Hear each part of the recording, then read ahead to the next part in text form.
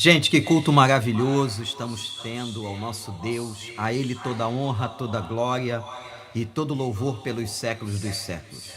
Eu quero trazer a você a palavra de Deus nesta manhã. Gostaria que você pudesse abrir a sua Bíblia no Evangelho de Mateus, capítulo 9. Nós vamos ler a partir do versículo 35. Mateus 9, 35 diz a palavra: Jesus ia passando por todas as cidades e povoados, ensinando nas sinagogas, pregando as boas novas do reino e curando todas as enfermidades e doenças. Ao ver as multidões, teve compaixão delas, porque estavam aflitas e desamparadas, como ovelhas sem pastor. Então disse aos seus discípulos: a colheita é grande, mas os trabalhadores são poucos. Peçam, pois, ao Senhor da colheita que envie trabalhadores para a sua colheita. Louvado seja o nome do Senhor. Irmãos, eu gostaria que agora nós fizéssemos uma reflexão introdutória diante de tudo que estamos vivendo, de toda a situação com a pandemia e de todos os problemas que estão cercando a nossa vida. A pergunta é: o que faremos? Qual deve ser a minha postura como crente? Qual deve ser o seu posicionamento como filho de Deus? E, consequentemente, o que deve fazer a igreja? Os tempos e os dias são muito difíceis. Nós estamos vivendo momentos, gente, que as pessoas estão com pânico, extremamente ansiosas, algumas depressivas. E toda essa situação tem atingido a vida das igrejas, a vida de cada cristão.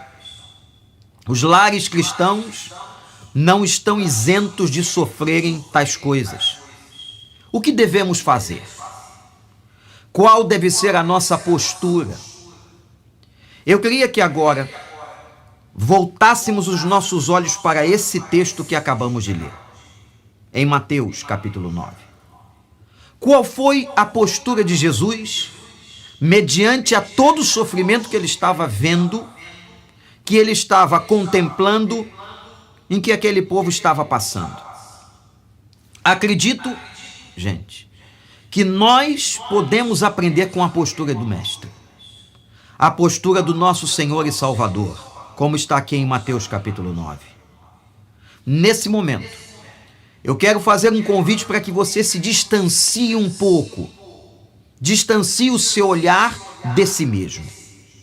Distancie o seu olhar dos seus próprios problemas. Porque nós temos a tendência humana, egoísta, muitas vezes de olharmos apenas para nós mesmos. De olharmos as questões que estão ao nosso redor. De olharmos os problemas da nossa casa, da nossa família. Sim, é justo que você faça isso. É justo que você questione, que você se preocupe, que você até mesmo sofra pelas questões que estão envolvendo você e sua família. Mas agora, como servos de Deus, como pessoas que têm o Espírito de Deus, nós temos que ter uma outra visão. E eu te convido agora que você abra essa visão, que você saia de você mesmo e que você possa contemplar aquilo que está por fora e pelo lado de fora. A pandemia veio, e eu tenho repetido isso a vocês por muito tempo. Ela veio para trazer uma oportunidade de salvação àqueles que não creem. Deus está falando. Mas ela veio também para trazer a todos nós, crentes, um momento de reflexão pessoal e de consagração das nossas vidas. Mas esta consagração tem que ter um efeito prático para nos levar a que cumpramos adequadamente a missão que o Senhor entregou a nós, entregou à igreja. Não podemos ficar nas nossas cavernas, não podemos ficar com o nosso egocentrismo, voltados para o nosso próprio ego. É hora da igreja olhar para fora e vermos esta pandemia e esta crise como uma grande oportunidade. A oportunidade que você e eu estamos tendo neste momento, dada por Jesus de Nazaré. Olhando para esse texto da palavra de Deus, eu quero chamar a sua atenção para alguns pontos muito importantes que podemos observar aqui. O primeiro, a Bíblia diz que Jesus percorria todos os lugares. Que interessante. O texto está falando de cidades e aldeias, isto é, de lugares maiores ou lugares menores. Mas você vai pensar, pastor, estamos num tempo de restrições. Estamos num tempo em que nós não podemos nos aglomerar. Como podemos ir? Como alcançarmos as pessoas ou chegarmos até elas? Preste atenção. A graça de Deus, a criatividade que o Senhor nos dá, responde esta pergunta. Olha, nós estamos aqui. Eu estou falando com vocês a mais de 8.000 quilômetros de distância. A tecnologia, a internet, as mídias sociais nos proporcionam este momento. E de uma maneira até muito mais eficaz de entrarmos pela casa das pessoas, de estarmos dentro do quarto delas, na sala delas, levando a elas uma palavra, através do WhatsApp, através do Facebook, através do Instagram, tudo que você puder fazer para chegar aos lugares maiores ou aos lugares menores, como diz a palavra de Deus quando se refere a cidades e aldeias. Jesus entrava nos vilarejos, Jesus entrava nos cantos menores de cada lugar, porque ele se importava com as pessoas. Ele se importava com o rico, com o pobre, se importava com aqueles que moravam nas grandes cidades e nas casas importantes, mas ele também se importava com aqueles que moravam nos pequenos barracos nas aldeias. É hora de percorrer. A igreja pode ter o templo limitado. As casas de oração estão limitadas. A frequência aí está limitada. Mas a palavra de Deus e o evangelho, estes estão livres. O evangelho está livre. Não há cadeia para prender o evangelho. Portanto, nós somos proclamadores, inteligentes, hábeis, e nós podemos ir, percorrer sim, as casas, os bairros, as cidades e até os países onde esta palavra agora está chegando. Estamos chegando na América do Sul, estamos chegando na Europa, estamos chegando na África, estamos chegando na Ásia. Onde a porta estiver aberta, nós temos chegado. Portanto, igreja, é momento de nós deixarmos de olhar um pouco para nós e para os nossos problemas. E você verá que quando você começar a se preocupar com a vida do outro, estender a mão para o outro, ajudar o outro, até mesmo a maneira como você vai enfrentar os seus próprios problemas, isto vai mudar. Deus vai aliviando a sua carga, Deus vai compartilhando a sua carga e vai fazer os seus dias se tornarem mais doces, mais leves, porque Ele vai te ajudar a levar esta carga. Louvado seja o nome do Senhor. Percorra. Quando eu olho para esse texto, que Jesus percorria as cidades e as aldeias, eu vejo claramente aqui o sentido de abrangência e de urgência. Abrangência porque Cristo chegava em todos os lugares. Abrangência porque ele não deixava uma aldeia de fora. E a urgência, ele percorria. Ele usava o seu tempo de maneira inteligente. Como você tem usado o seu tempo? Não fique aí apático, sentado no sofá de casa. Aproveite esta hora, evangelize, pregue a palavra, leve o evangelho, dê bons testemunhos pelo seu WhatsApp, leve ao seu Instagram imagens que vão edificar a vida daqueles que vão entrar na sua conta de Instagram, que vão conhecer você melhor. Faça isso e você verá o quanto Deus vai te abençoar.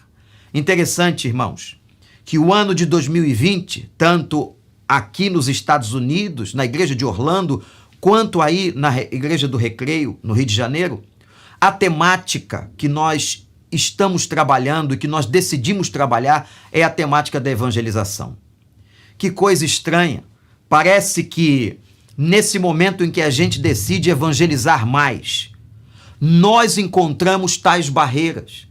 Talvez isso desanime alguns. Não. Deus encontrou uma outra forma que você pode atingir e que nós podemos atingir muito mais pessoas do que atingiríamos antigamente. Estávamos muito centrados no templo. Estávamos muito centrados na realidade do conforto da casa de oração. Mas hoje não. Nós podemos entender que através da internet entramos nas casas, entramos nos lugares mais diferentes, podemos estar no carro das pessoas, podemos estar dentro de um presídio, dentro de um hospital, dentro de um lugar que nem imaginamos, pregando, levando o evangelho e a palavra do nosso Deus. Portanto, gente, vamos olhar para essa primeira postura de Jesus. Essa postura responde a todos nós. O que faremos? Como agirmos nesse tempo? Saia um pouco da sua centralidade. Volte os olhos para o Senhor e vai.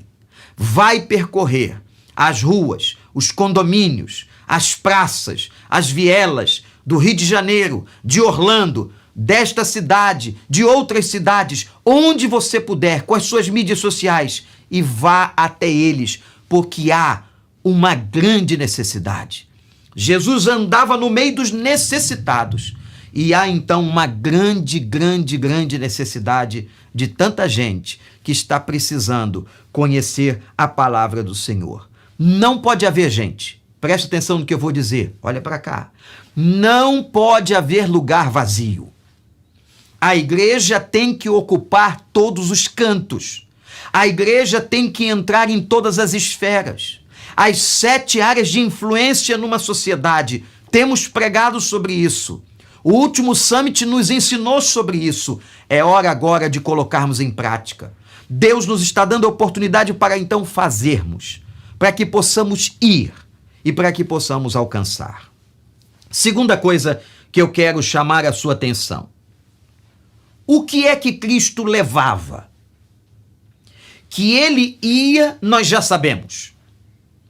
Que ele percorria com sentido de urgência cidades e aldeias, já dissemos isso. Mas o que é que ele comunicava? Qual era o centro da sua comunicação? Qual era o conteúdo da sua fala? E agora aqui, vamos ver algo muito importante neste segundo ponto da nossa reflexão. A Bíblia diz que ele levava o evangelho. A palavra evangelho significa boas novas ou boas notícias. Irmãos e irmãs, o que mais nós estamos precisando levar às pessoas, o que mais as pessoas estão precisando ouvir são boas notícias. Eu tenho encontrado aqui nos Estados Unidos, e aí quando estava entre vocês, pessoas dizendo assim, pastor, não aguento mais. Eu não aguento mais ligar a televisão, eu cortei isso da minha casa, eu entro num website de informações e é só tragédia, é só dor. Exatamente. Não esqueça, palavra de Deus, o mundo jaz no maligno. No mundo teremos aflições, o mundo sofre e por não conhecer a Deus, o mundo fica girando em cima das informações de sofrimento. A mente de uma pessoa que não tem a Deus, ela fica focada, desesperada, desesperançada, então ela repete os núcleos de sofrimento. Não deixe isso acontecer com você, não. É por isso que tem gerado um número maior de depressão, de ansiedade e levando pessoas até a perderem suas vidas. Sai desse lugar e que haja na sua boca agora em nome de Jesus, no seu coração, no seu comportamento, a vontade de viver e levar boas notícias. Quem leva o evangelho leva boas notícias. Quem leva a palavra do Senhor leva esperança. Quem leva a Bíblia Sagrada no coração e na vida vai levar alento, vai levar pastoreio, vai levar óleo fresco na cabeça daquele que o recebe. Louvado seja o nome do Senhor. Eu te convido a isso, mas preste atenção. Aprendi uma coisa na minha vida. Ninguém pode dar aquilo que não tem. Você só pode levar o evangelho de boas notícias se esse evangelho fizer parte do seu coração.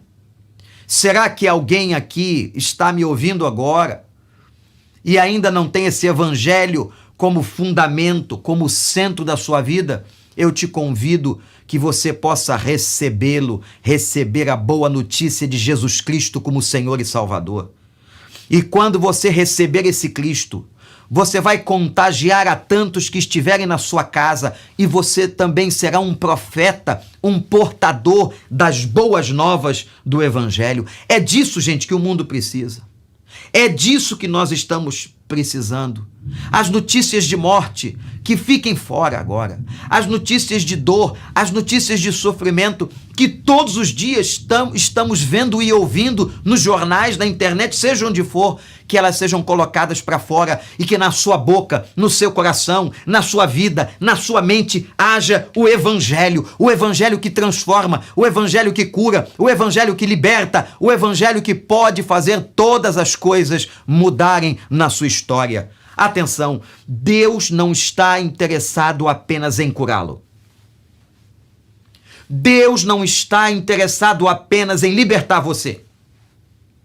Deus está interessado em mudar a sua história para que essa história tenha um futuro na salvação de Jesus Cristo, o nosso Senhor. Deus está interessado em mudar a perspectiva, em mudar a tua visão. Que esta palavra agora, em nome de Jesus, entre no teu coração, entre na tua mente e que Deus transforme a tua visão. Que não seja uma visão centrada apenas no seu ego e em você mesmo, mas que você saia de si e comece a olhar as aldeias, os lugares, as ruas, os becos, os condomínios, e que você porte a boa nova. Esse é o nosso conteúdo. Essa tem que ser, como disse Edmeia, a nossa carta aberta. Nós temos ouvido nesses domingos tantas palavras maravilhosas, edificantes. E agora, gente, é hora de colocarmos em prática. A igreja não pode parar a sua evangelização. A igreja não pode parar de comunicar o evangelho. A igreja não pode se intimidar. A igreja não pode se autolimitar. Vejam a oportunidade. Peçam a Deus visão para verem a oportunidade que Deus está dando com esta pandemia, de nós entrarmos e alcançarmos mais gente do que alcançávamos. Isso está acontecendo, tenho falado com alguns pastores na vida de tantas igrejas. Os pastores dizendo o seguinte, irmãos: o número de pessoas que tenho alcançado é maior do que o número que eu alcançava quando eu somava a presença das pessoas no templo e aqueles que eu alcançava através da internet. Hoje não. O mundo todo se voltou para este instrumento e agora nós estamos alcançando um número ainda maior de pessoas. Louvado seja o Senhor. Deus colocou a sede no coração daquele que precisa ouvir a palavra. Deus colocou o vazio ainda mais latente no coração daquele que precisa ser preenchido. Portanto, a hora é agora. O momento é da igreja, nas casas, nas células online, nas lives, nos cultos. Irmãos, que grande oportunidade. Jesus percorria cidades e aldeias levando o evangelho, as boas notícias. Terceiro, o que é que ele fazia?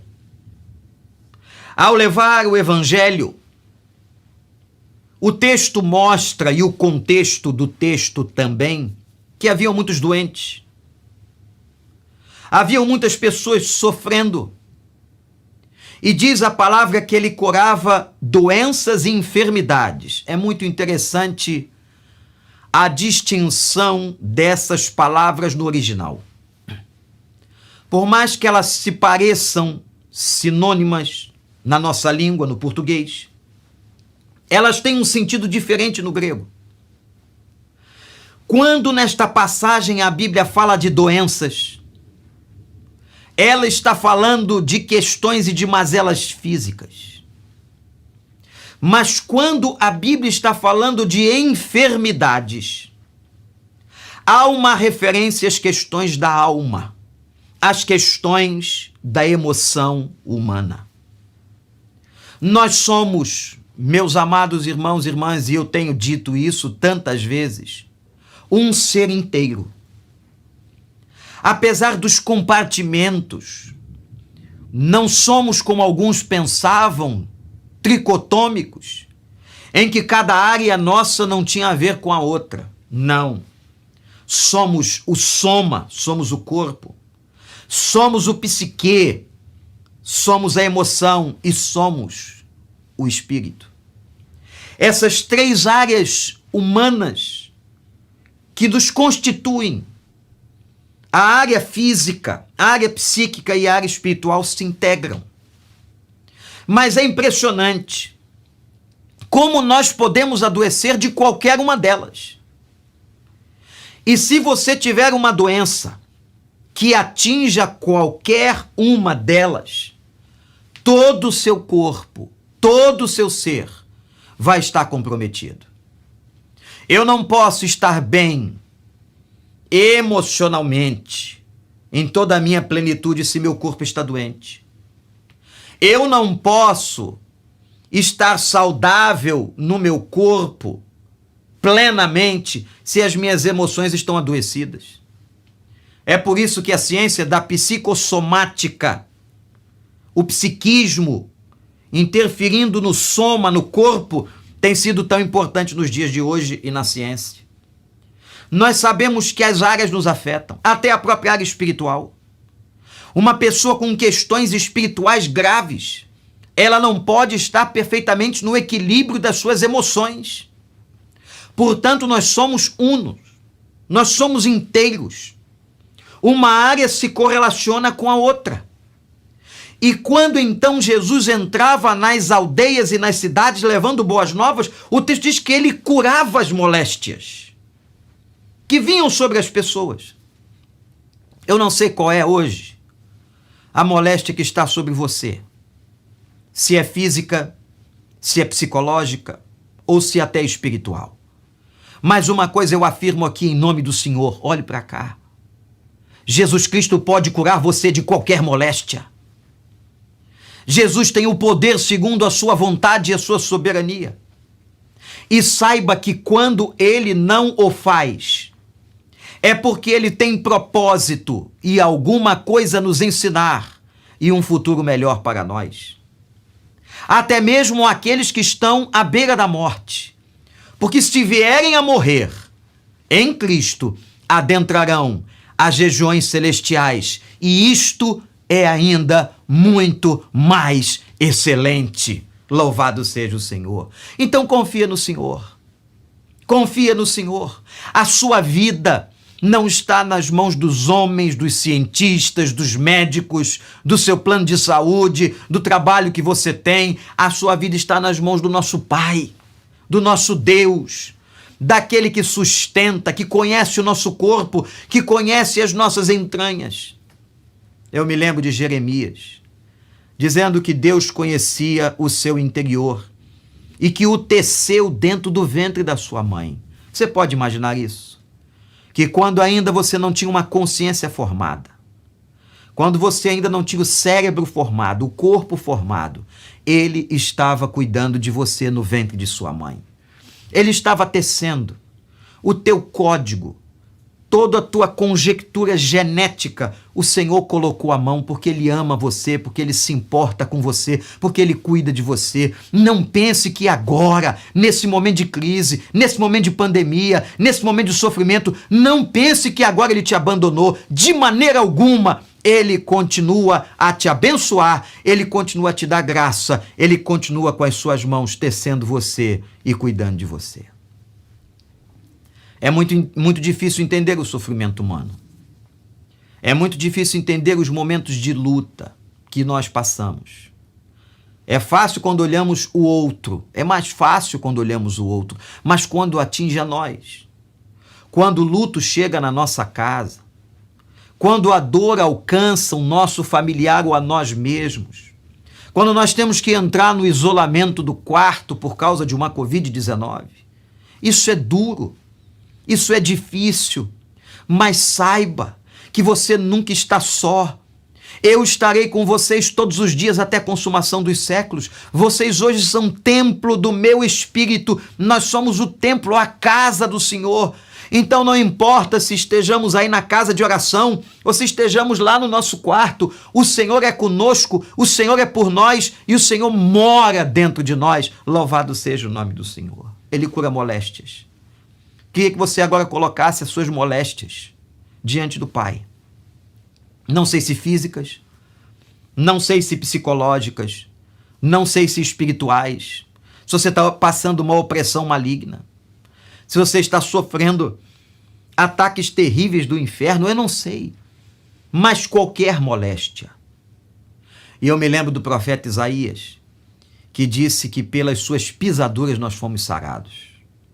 Ele veio trazer graça e trazer cura, porque a cura é uma manifestação da graça. A cura é uma manifestação da bondade do Senhor. E às vezes, gente, Ele pode curar instantaneamente. Ele pode fazer sumir a dor agora.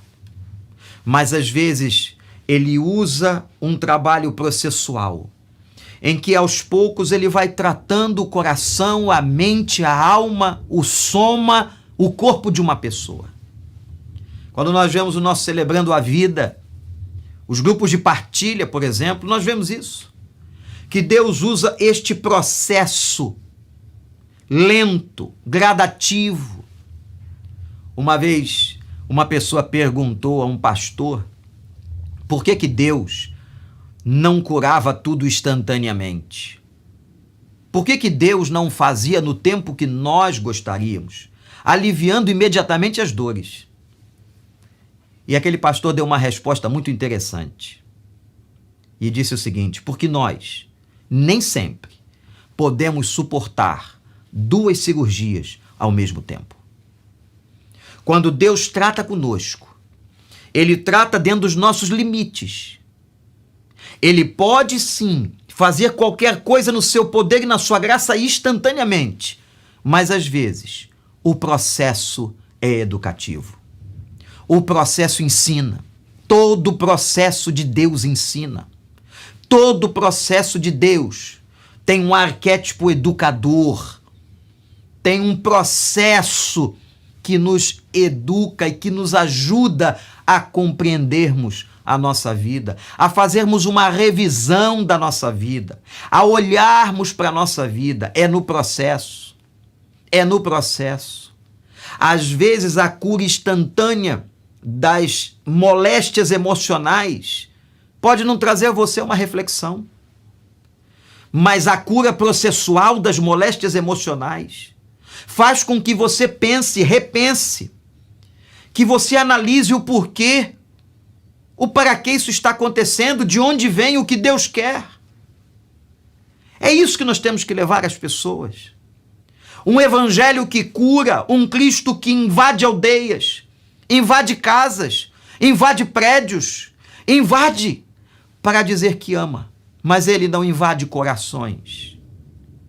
É fundamental que você o abra, você que está me ouvindo. Por isso, nas cartas do Apocalipse, em uma delas, o Senhor declara a João: eis que estou à porta e bato. Se alguém ouvir a minha voz e abrir a porta, eu então entrarei na sua casa, cearei com ele e ele comigo. A porta tem que ser aberta. E como dizia o grande evangelista, essa porta só tem maçaneta por dentro.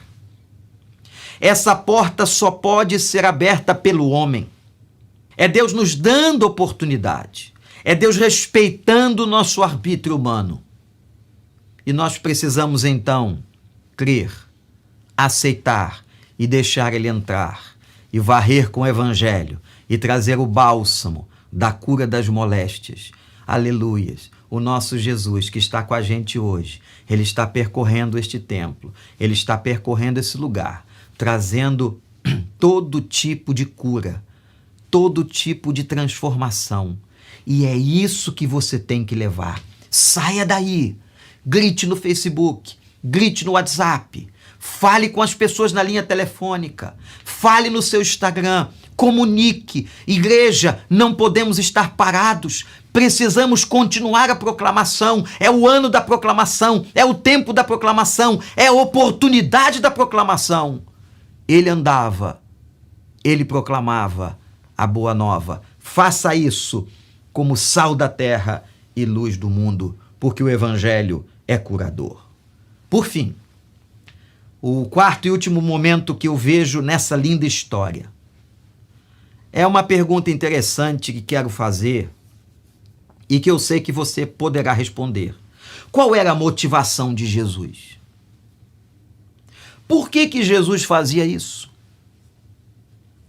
Por que ele entrava nos lugares mais terríveis, nos becos mais estranhos, no meio talvez de violência, de agressividade, de tanta dor? O que o motivava? Primeira resposta a esse questionamento, nesse último momento da nossa reflexão, era exatamente o seu sentido de missão. Ele sabia o que ele tinha que fazer. Ele sabia que a sua comida, como ele mesmo disse, era fazer a vontade do Pai. Nós temos que ter esse sentido de missão. O que recebemos? Qual é o sentido da nossa vida? O mundo não sabe isso, gente. O mundo não sabe para que existe. As pessoas não sabem qual é o propósito de suas vidas. E nós estamos aqui neste mundo para glorificá-lo e para proclamar a sua salvação e a realidade de uma nova existência a todos os homens. Nós temos uma missão a cumprir.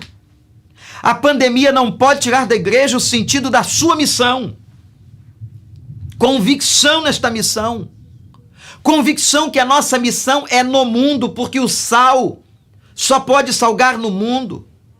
A luz só ilumina nas trevas. Estarmos aí, no meio de toda essa loucura, levando o evangelho. Temos que ter o sentido da missão. Qual é o legado que você vai deixar com a sua vida? O que você vai deixar? Se Deus te chamar hoje, o que você deixaria? Você precisa levar as pessoas.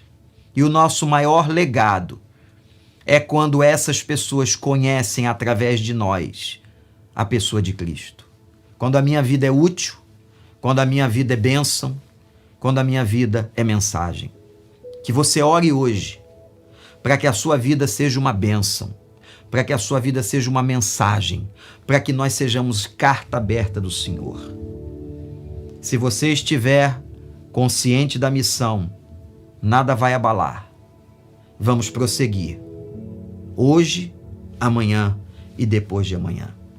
Há uma outra coisa que responde a esse questionamento do porquê ele fazia isso. Sua visão era clara.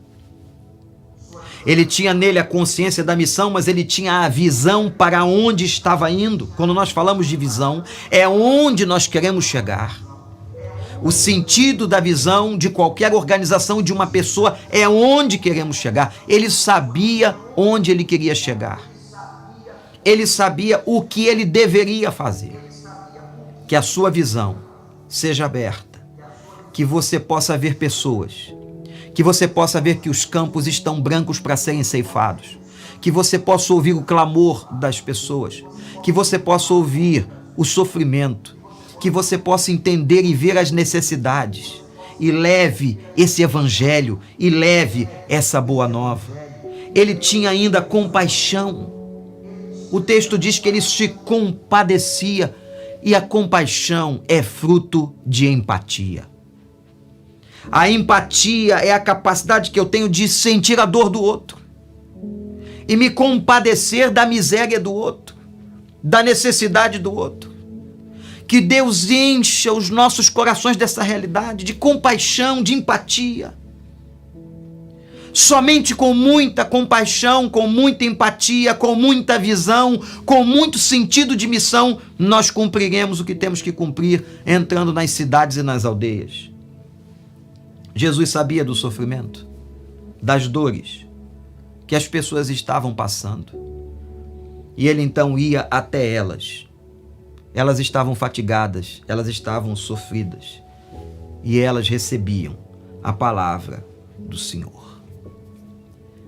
Um pastor amigo que hoje trabalha com refugiados na Suécia contou para nós uma experiência tão interessante em que ele queria abrir a casa dele para fazer uma célula e até para cuidar de refugiados, porque a visão que ele tinha era de grande necessidade, era de grande dor. Mas como falar isso para a família? Imagina. Como é que você vai abrir a sua casa e botar gente estranha nela? Pessoas de outra cultura, com outros costumes? Como é que você vai fazer isso com a sua casa? E ele, com muito constrangimento, começou a orar. Senhor, como vou falar isso para minha esposa e meus filhos? Como meus filhos vão entender? Eles estão na adolescência, um período às vezes difícil. E ele então recebeu de Deus que ele deveria fazer o que estava no seu coração. Que ele expusesse a sua família aquilo que tinha sido plantado pelo Espírito.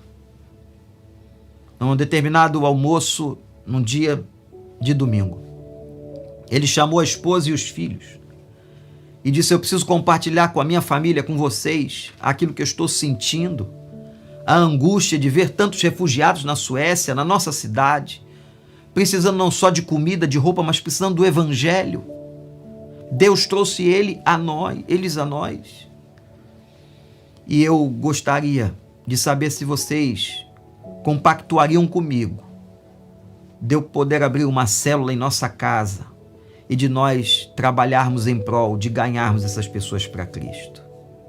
Naquela hora, ele contou que um olhou para o outro e o menino mais velho disse: pai, era exatamente isso que nós estávamos esperando. Que o Senhor nos desse a oportunidade como chefe de família, que nós pudéssemos alcançar essas pessoas. Vamos lá, pai. Estamos juntos. E naquele momento, ele, a esposa, sua companheira e seus filhos clamaram ao Senhor. E Joaquim hoje faz um grande trabalho na Suécia. Sua igreja teve um salto monumental. De alguns suecos que participavam do culto, hoje mais de 2.000 pessoas, e a grande maioria refugiados, estão louvando ao Senhor e conheceram a palavra do Senhor. Isso é graça, isso é bênção. Percorrer as aldeias e as cidades, levando boas notícias, levando o Evangelho, curando tanta gente doente, tanta gente cheia de mazela. Eu queria que você pudesse olhar esse texto e não se perguntasse mais o que eu farei, o que faremos, o que a igreja deve fazer. O que eu, você, a igreja deve fazer é isso que está aqui. Olharmos para Jesus e seguirmos o exemplo de Jesus. Que o Senhor nos abençoe. Eu queria orar com você agora. Que o Espírito Santo possa tocar a sua vida, abrir os seus olhos, como fez com o servo Geazi, e que você seja tomado da missão. Senhor Deus, abençoa os meus irmãos. Neste ano que nós estamos querendo proclamar, em que veio essa aparente diversidade, nós reconhecemos que, Senhor, na verdade, esta diversidade veio como oportunidade de uma proclamação maior. Toca o coração de cada crente, toca o coração de cada pessoa. Dá, ó Deus, visão, dá consciência da missão e dá poder espiritual, para que ao entrarmos em cada casa, na vida de cada pessoa, levemos, ó Senhor, a cura, a libertação e principalmente a salvação em Cristo Jesus. Muito obrigado por essa graça e que nós possamos cumprir aquilo que o Senhor colocou. no coração de cada um de nós. Em nome de Jesus. Amém e amém. Que o Senhor te abençoe muito.